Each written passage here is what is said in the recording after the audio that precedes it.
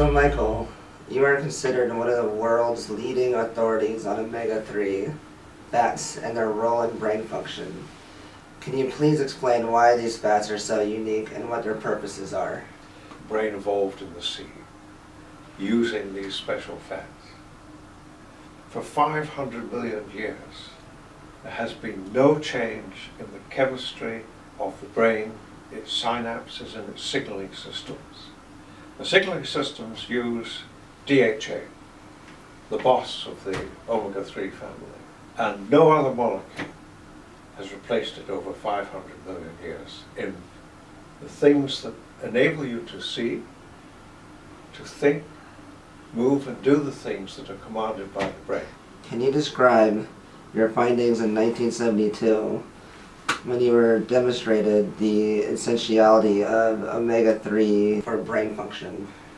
Okay, how did we come across the idea that DHA was important for the brain? It was very simple, really. What we did was to analyze, in total we studied 42 different mammalian species. And what we found was that in all 42 mammalian species, the chemistry of the brain was identical. Now what that meant to us was that it wasn't the chemistry of the brain that changed, it was the size.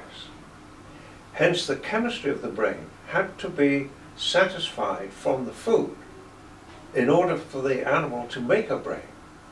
And so we then did studies when we depleted animals of these essential fats that we found in the brain and found that the brain shrank. What is the relationship between low levels of omega-3 and poor mental ill health in addition to conditions such as dyslexia, ADD, and developmental delay? The brain develops most of its cell content before birth. So the nutrition of the mother is critically important for the development of the brain in the next generation. Although the brain is built before birth, you can still influence it later in life. There's no question about that. There's been work done in Bristol in England where they've looked at the some 14,000 pregnancies and looked at the relationship between what the mother ate during the pregnancy and the behavioral scores and intelligence of the children that were born 8 years later. And in these 8-year-old children, they found that the adverse behavioral scores were greatest in those mothers who didn't eat any fish or seafood during the pregnancy. And they had, the children at 8 years of age also had the lowest verbal IQ scores. The relationship between omega-3 and mental ill health is really something that's terribly, terribly important. At the beginning of last century, heart disease was pretty negligible. And it rose to be a #1 killer by the sort of 1970s. And we published a book at that time, and in the book we wrote and said that unless people started redesigning the food system so that it served the brain, then we were going to look at something similar to what happened to the heart, but happening to the brain.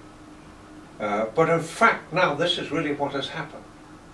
Because mental ill health has been rising, particularly amongst children, and it has now overtaken all other burdens of ill health. So as well as being an eminent scientist, you are a founder of the Mother and Child Foundation. Can you explain a little about the main aims of the charity? We founded the Mother and Child Foundation because in fact the whole future of humanity depends on the mother. The child that is inside the mother is developing this unique thing we call a brain. And it's that brain that makes us what we are. That's what gives us humanity.